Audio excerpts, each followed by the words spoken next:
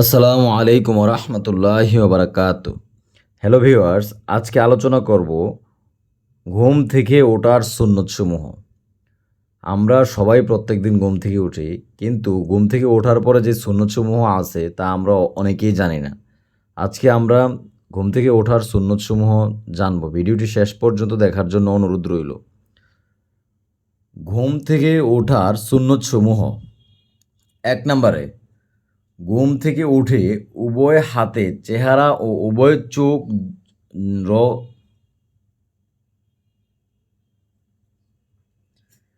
1 নম্বরে, ঘুম থেকে উঠে উভয় হাতে চেহারা ও উভয় চোখ রগড়ানো, যাতে ঘুমের ভাব দূর হয়ে যায়।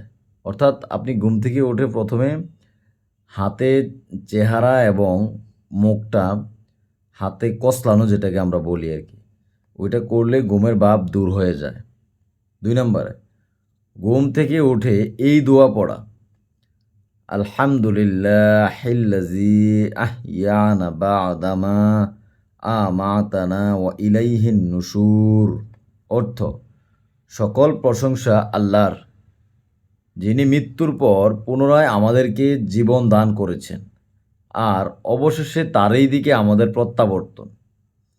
অর্থাৎ এই দোয়াটা পড়া, এটা হচ্ছে বুখারী শরীফ, মুসলিম শরীফ, আবু দাউদ শরীফের হাদিস।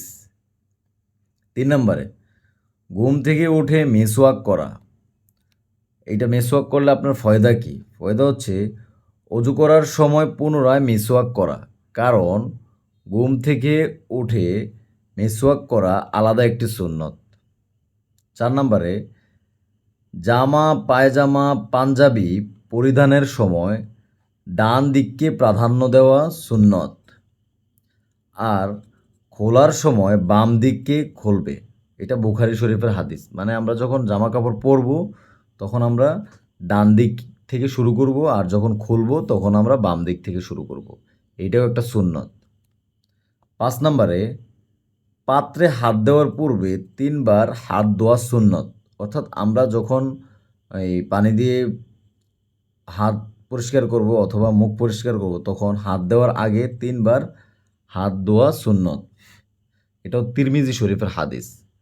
ভিডিওটি ভালো লাগলে চ্যানেলটি অবশ্যই সাবস্ক্রাইব করে দেবেন। এরকম সকল আমল এবং দোয়ার ভিডিও এই চ্যানেলে পোস্ট করা হয়। আসসালামু আলাইকুম ওয়া রাহমাতুল্লাহি ওয়া বারাকাতুহু।